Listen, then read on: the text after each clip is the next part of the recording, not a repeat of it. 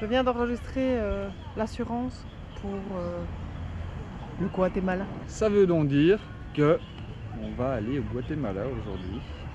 On a un peu fait l'assurance à la va-vite en ligne. On fait un peu toujours ça quand même.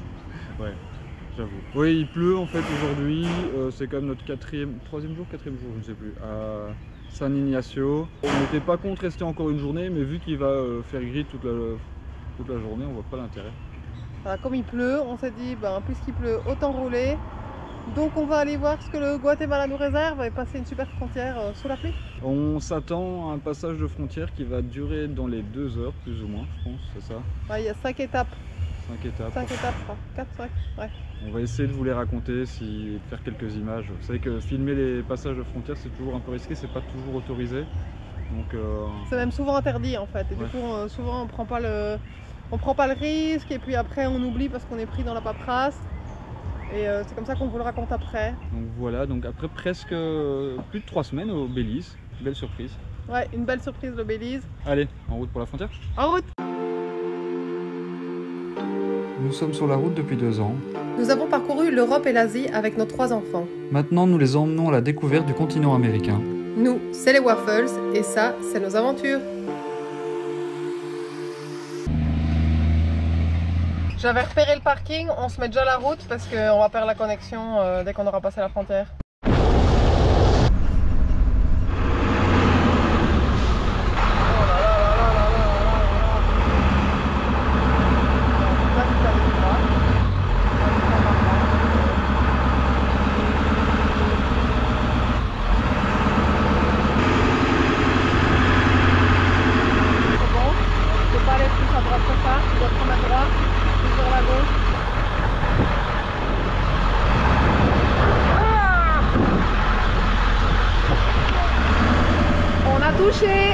On aura laissé notre trace au Belize. Bon, sinon, à part ça, la petite rivière est mignonne. Hein. Si ça donne pas le sourire. Parfois, il faut choisir quoi. C'est le trou ou c'est le trou. Ils ont l'art de faire des casse-vitesse au début des côtes. Super utile.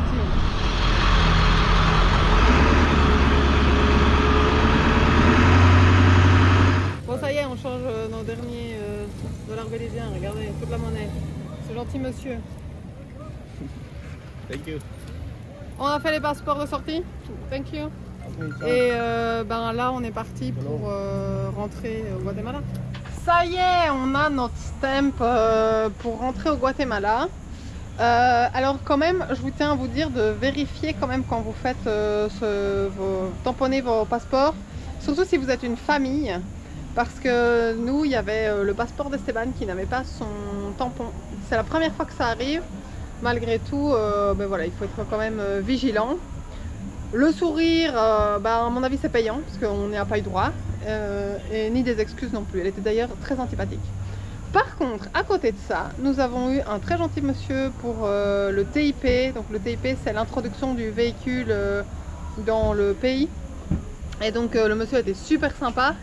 C'est écrit en grand qu'ils font pas des photocopies. Malgré tout, il a fait les photocopies pour nous. Donc on ne sait pas trop s'il faut venir ou pas avec les photocopies des documents du véhicule. En tout cas voilà, là Nico est parti, il est allé payer donc ce TIP. Ça se fait pas ici directement au bureau comme on avait eu au Belize. Au Guatemala en fait il faut aller jusqu'à la banque qui est à 5 minutes à pied de la douane.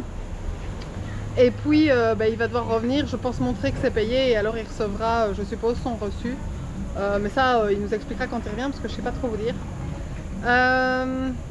En conclusion, jusque maintenant, c'est quand même un peu le bordel, cette frontière. Si vous n'avez jamais passé d'autres frontières un peu chaotiques, c'est pas super bien organisé, mais c'est pas non plus le bordel comme on a déjà pu avoir. À savoir que on passe par, je vous montre quand même le petit pont qui est là. Faut se garer, mais alors regardez, tout le monde se gare n'importe où. Il y avait une voiture ici devant nous, donc il y a un mini parking de 3 voitures là. Et sinon les gens se garent à gauche et à droite. Et puis tout se passe dans cette petite maison là en face que vous voyez là. Et donc en fait dans cette maison là vous avez le stamp votre passeport et puis l'assurance pour votre véhicule si vous venez avec votre véhicule. Et alors après il faudra passer et il paraît qu'il faut encore payer un droit. C'est un droit pour passer le pont. On a entendu 30, 40, 50 quetzals, donc on attend de voir. Alors à savoir que le taux actuel, 1 euro égale 8,50 quetzals. Ici ils me l'ont changé pour 7,70. J'ai dû un peu insister, il a voulu me faire 7,50. Et il m'a dit 7,70 parce que sinon il ne gagne pas grand chose. Et en fait ils n'aiment pas trop changer les euros parce qu'ils n'arrivent pas à les vendre correctement. On avait un peu loupé cette partie-là avec Nico et j'avoue qu'on est arrivé avec nos euros. Quand on voyageait il y a 12 ans, on avait commandé des dollars à la banque.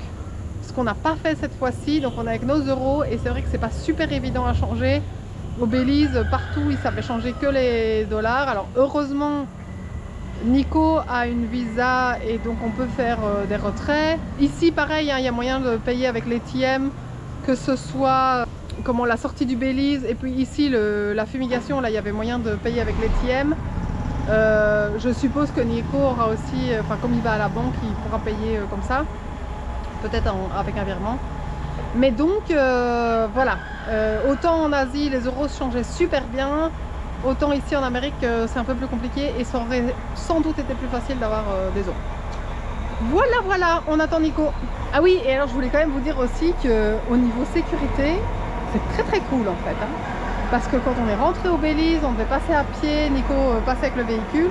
Ici on peut retourner au véhicule, on peut se balader, je peux faire cette vidéo. Les gens sont là autour de moi. Rien à caler quoi, je fais ce que je veux. Ça y est, bon Nico est revenu, mais le gars donc super sympa, il allait en pause lunch et il a attendu Nico avant de partir à sa pause lunch, il avait tous les papiers de prêt. Donc comme je vous disais, franchement ce gars aura fait la différence à cette douane. Et alors là, on vient de passer le pont, on nous avait annoncé 40 quetzals et on est passé gratuit. Gratuit, on a fait des économies. Alors je ne sais pas si c'est parce que c'est la pause lunch, parce qu'il est 13h30, mais en tout cas, voilà quoi, c'est 5 € qu'on pourra mettre dans un resto.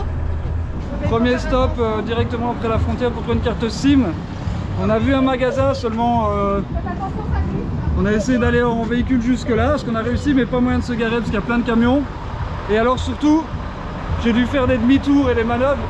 L'aventure guatémaltèque commence bien, c'est impossible de filmer parce que on s'est retrouvé dans une situation avec un camion en face, moi, et là on m'a envoyé dans une rue mais où je passe pas avec Jeff. Enfin si je passe, mais s'il n'y avait pas de voiture, mais comme il y a toujours des voitures et des motos garées, ça passe pas. Voilà, donc on a dû faire un demi-tour un peu sauvage et enfin on a pu garer Jeff et on va tenter d'aller faire la carte SIM. C'est un petit jeune de 12 ans qui est occupé à nous faire notre carte SIM, c'est le magasin de son papa. Il est en vacances, il fait ses études au Belize et donc il a la chance de parler anglais grâce à ça. Et en plus on n'est pas les premiers voyageurs qu'il reçoit parce que ça, voilà, il sait ce qu'il fait, c'est cool. Il fait ça bien en plus jusqu'à présent. Alors c'est un truc pour les enfants hein, de voir un jeune de 12 ans qui travaille comme ça. Nico était content, on avait une bonne route et on avait gagné du temps. Regardez sur quoi on est maintenant. Bon, c'est des travaux, hein, mais ça nous a valu quand même un freinage d'urgence. Vous allez voir l'arrière. Nous voilà arrivés à El Remate. Alors, on a trouvé notre spot. Il ne reste plus qu'à passer la boue.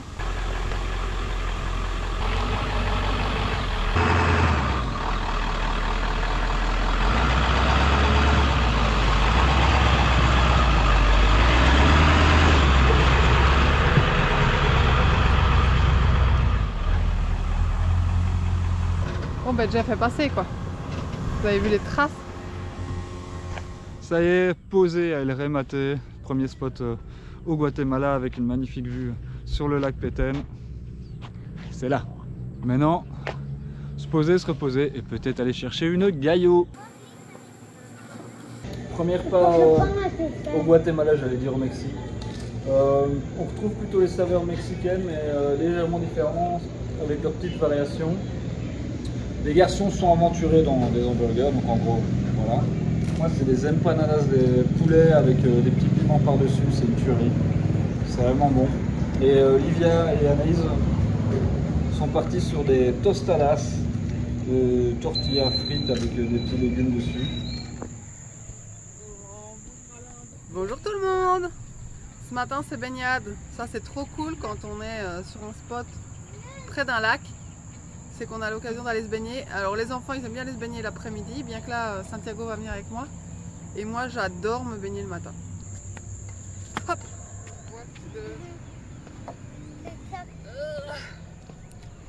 Elle est chaude. Elle est plus chaude que dehors. C'est encore bien match. C'est bon? Moi j'y vais, hein. Salut. Jusque là, pas de crocodile. Je vais aller vérifier les dires d'Anaïs, elle a dit que l'eau était chaude. Il y a pire hein, comme réveil, genre un petit bain dans un lac comme ça, avec un paysage de fou. Ouch, ouch, par contre il y a des cailloux au sol, ça fait mal. Des petits oiseaux qui volent.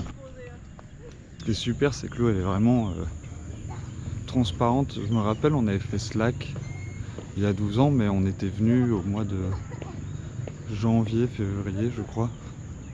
Et j'avais pas le souvenir que l'eau était propre, même que les abords du lac étaient assez sales. On sait pas encore, on va pas juger après un jour au Guatemala, mais on a l'impression qu'il y a un effort sur la gestion des déchets qui a été fait depuis notre dernier passage ici. Allez, maintenant je saurai. Elle a pas menti. Elle a pas menti, c'est chaud.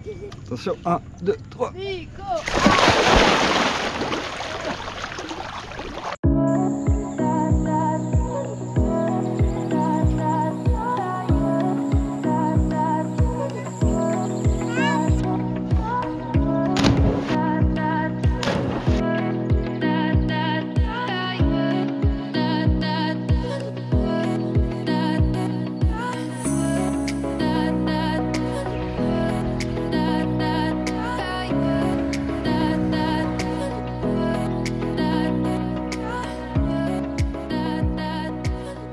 Ce midi, on a décidé d'aller dans un comedor à un petit kilomètre de El Remate. Je suis tombée par hasard en cherchant un truc sur Google, je sais même plus ce que je cherchais d'ailleurs.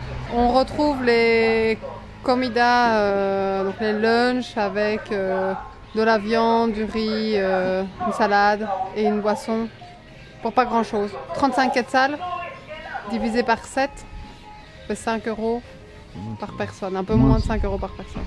Parce qu'on est à 7,7. Aujourd'hui pique-nique. On part visiter Yaksha. On vient nous chercher à 12h30. Finalement on a réussi à avoir un véhicule dont on a négocié un peu le prix. Parce que comme ça c'est rien que pour nous, on n'est pas dans les tours organisés. Et on peut faire le coucher du soleil. Mais du coup il vient nous chercher à 12h30, on n'aura pas le temps de manger avant. Donc je fais pique-nique pour ce midi. On a prévu apéro pour le coucher du soleil. Des petites boissons pour faire plaisir aux enfants. Maintenant, il ne reste plus qu'à préparer, empaqueter, et puis c'est parti! On est aussi occupé à préparer tous les sacs, ça veut dire tout le matériel vidéo qu'il nous faut, mais aussi les boissons, les machins. Et donc, en plus, les enfants ont des caméras aussi qui veulent prendre pour eux, faire des photos, des souvenirs. Ça fait beaucoup de choses à préparer, vérifier que les batteries sont chargées, que les cartes SD soient vides ou avec suffisamment d'espace que pour filmer. Parce que faire des vidéos YouTube, bah, ça prend pas mal d'espace sur les cartes SD. Donc on filme nous généralement soit un petit peu avec nos téléphones, on a la GoPro que je tiens en main avec laquelle je filme. Puis on a un appareil photo avec lequel on filme également, qui a un micro, il faut vérifier que le micro a des piles. Puis pour nos téléphones, dans ce cas-ci quand on va partir assez longtemps, être sûr d'avoir une batterie externe. Je prends le drone avec, même si je pense que je ne serai pas autorisé à filmer, mais on ne sait jamais. Le drone c'est super sympa, mais c'est pas toujours évident à utiliser dans ce genre de cadre, parce qu'il suffit que vous le preniez pas pour que vous puissiez l'utiliser, et si vous le prenez vous allez parfois le promener pour rien. Ça m'est déjà arrivé tellement de fois. On se rend pas compte, déjà il y a énormément d'interdictions autour du drone. En plus il faut penser à l'utiliser, il faut penser à faire le plan, donc c'est pas toujours évident. Je dis parfois on part en balade, on l'a pas avec, on se dit ah ben c'est bête, on aurait dû le prendre, parfois on le prend, on le sort pas. Donc c'est le plus compliqué à utiliser à mon sens. 12h30, 5, allez. Et ça y est, on s'en va pour Yaksha. Yaksha.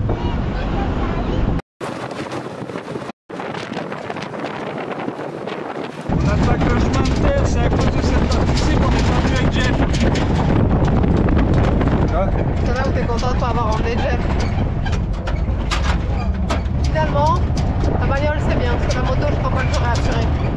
peu plus d'1 heure, on est arrivé au site de Yasha, donc on va payer notre entrée puis on va aller sur le site. On est de retour dans la voiture. En fait c'est que le bureau des tickets, donc on a les tickets, on a les passes, des petits bracelets au bras, et on est remonté dans la voiture pour aller jusqu'à l'entrée du site.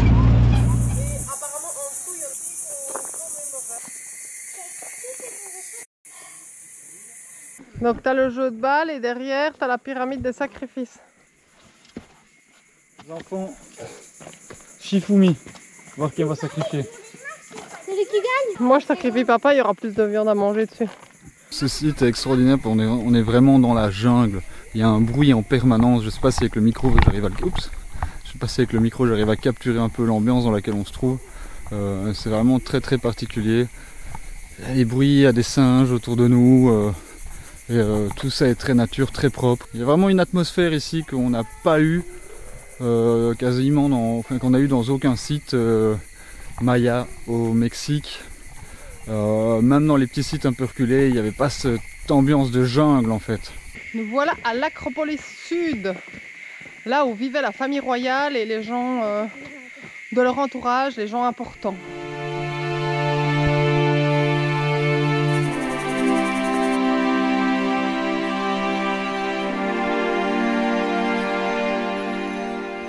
Maintenant qu'on est en bas, il faut remonter. J'espère qu'on a fini. Fini quoi? Ah bah non. J'ai dit que ce serait jusqu'à tard ce soir.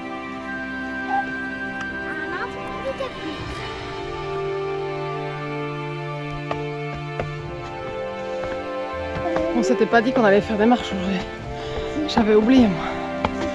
Ah. Après descendu et remonter jusqu'à la lagune, on remonte jusqu'au Mirador. Alors ici on a vu sur les temples qui dépassent, donc c'est super beau. Et puis on a la vue là derrière moi, vous avez la vue sur le lac aussi. C'est beau mais c'est crevant et franchement, je vais être honnête, on se moquait des gens qui avaient du mal. Mais là ça fait trop longtemps en fait qu'on fait pas de site et qu'on fait pas de marche ou voilà. Et ben on crève.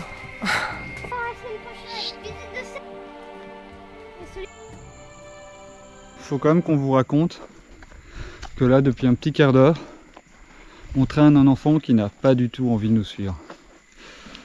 Ça arrive parfois, ici comme l'a dit Anaïs, on voit qu'on n'a plus beaucoup d'entraînement. Avant on marchait beaucoup plus, surtout quand on était en Tour d'Europe au final, c'est là qu'on a le plus marché. On a perdu un peu l'habitude de les emmener trekker, et donc là moindre effort ça devient un problème. Et donc là on a Santiago qui est à l'arrêt complet, donc il est déjà pas monté au Mirador.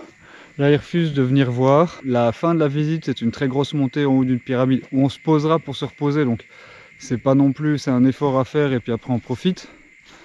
Mais comment est-ce qu'on gère ça c'est franchement pas évident. Donc, faut se dire qu'on a à manger et à boire. Donc, cette fois-ci, on est préparé.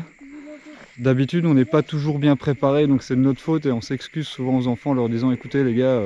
On a un peu foiré à cause de nous, bah voilà, ça crée un peu, c'est de notre faute, désolé. Et en général, ça passe mieux. Là, aujourd'hui, on a tout préparé, tout prévu, et il nous fait quand même une crise. Bah, comment on gère ça? On essaye de laisser son espace où il s'exprime et il râle. Surtout pas être trop près de lui, parce que sinon, on se fait pourrir la visite, soyons honnêtes. Et le but, c'est pas de nous pourrir les visites. Ça a déjà arrivé quand même beaucoup de fois que les enfants, en faisant des visites, nous les pourrissent et qu'on puisse pas en profiter. Je sais pas si vous avez des trucs, nous on n'en a pas. Pour le moment on lui laisse son espace, on le laisse râler. 2-3 fois il a fait mine, ouais moi je vais vers la sortie et tout, en sachant qu'on n'est pas prêt de sortir, puis qu'on va quand même rester un petit temps pour regarder le coucher de soleil en haut de la pyramide. Voilà, alors il est quand même arrivé. En fait c'est Livia qui a été parlementée avec lui parce qu'on est vraiment... ça, il a parlementé. Mais voilà, ça nous arrive quand même, on le filme pas souvent, mais je voulais vous en parler parce que c'est des aléas. On peut vous montrer tout le côté joli, tout le temps des belles visites, mais il faut aussi gérer parfois les enfants qui ont vraiment pas envie et qui travaillent contre nous et qui peuvent nous gâcher certaines visites si on se laisse prendre dans leur jeu. Donc maintenant on essaie de prendre du recul vis-à-vis de ça ou de préparer mieux les visites. Malgré tout, c'est pas parfait, donc on le dit, si vous avez des trucs, n'hésitez pas, mettez-les nous en commentaire, ça nous fera plaisir. Encore une petite montée de pyramide, tiens, au cas où on était blasé. On met une paille. On a tout monté avec Esteban et Livia. Je vais tourner. Regardez la jungle qui est derrière nous. C'est juste extraordinaire. Et en fait, ici il n'y a pas de garde-fou. Et donc Esteban, il a vu, puis il a fait. Ah, voilà. T'approcher, il était encore à 1 mètre, papa.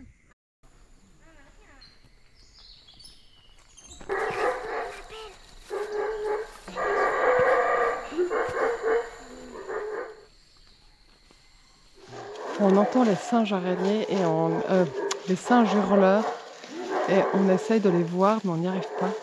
On arrive tout doucement au bout de cette visite de Yasha, mais il nous reste quand même le clou de la visite à faire, qui est le temple principal, qui a un nom précis, je vous le mettrai en dessous parce que j'en ai aucune idée là, qui va nous permettre de surplomber toute la plaine de Yasha, avec une vue jusqu'au lac et surtout de voir un très beau coucher de soleil, si le ciel le permet, parce qu'aujourd'hui c'est quand même un peu nuageux. Ce qui est assez impressionnant ici, comme je l'ai dit plus tôt, on est dans la jungle, on est dans la forêt, et donc là maintenant on entend les singes hurleurs qui font leurs cris tout doucement. Et les enfants ont un peu peur parce qu'ils les ont jamais vus, enfin ils les ont vus aux eaux du Belize, mais ils ne se sont pas rendu compte que c'était ces singes-là. Donc Livy, elle entend ces gros cris et elle vient se coller à nous, alors qu'elle n'a pas du tout peur des singes araignées qui, dans l'absolu, sont un petit peu plus dangereux. Mais on n'est pas comme en Inde, en fait, les enfants gardent une mauvaise... Enfin, une certaine peur vis-à-vis des singes par rapport aux attaques qu'on a vues en Inde et en Thaïlande, ou même au Népal. Du coup, il faut faire un petit peu attention. Là, ici, en fait, les singes hurleurs, ils ont plus peur que nous, donc c'est pas évident, ne fût-ce que de les voir. Et les singes araignées, ils vivent leur vie de leur côté, ils demandent rien à personne tant qu'on les ennuie pas. Ça y est, dernière pyramide pour le coucher de soleil. Les enfants sont contents parce que la visite est finie. Ils redoutent un peu de devoir monter. Et bon, on va être honnête avec vous, j'ai dû dire à Santiago que les autres allaient avoir une surprise que lui n'aurait pas s'il n'arrêtait pas de râler. Il a le droit de trouver ça dur. Il a le droit de trouver qu'en effet, il a des plus petites jambes. Mais il n'a pas le droit de nous gâcher la visite. Voilà notre principe, on va dire ça comme ça. Et en plus, le prochain film sur la liste, c'était un film que lui a choisi. Donc autant vous dire que depuis, ça va un peu mieux. On va pas dire qu'il explose de joie, mais au moins il me casse plus les oreilles. Voilà. Parent positif, hein. Bon, on va être honnête, hein. Il y a 12 ans, on était quasi seuls sur le site. Là, c'est full, quoi. Hein? Le site s'est changé. Seul pour la balade et 1000 au-dessus. Oh, voilà. Écoutez ça. Tout le monde est là, attends le coucher de soleil, ça n'a plus rien de romantique comme il y a 12 ans, quoi. Bon, on a craqué entre le guide qui nous demande de faire silence et l'attente au milieu des 40 000 personnes. On a décidé de partir plus tôt. Les enfants en avaient marre. Et sincèrement, le côté romantique qu'on a eu il y a 12 ans, is gone.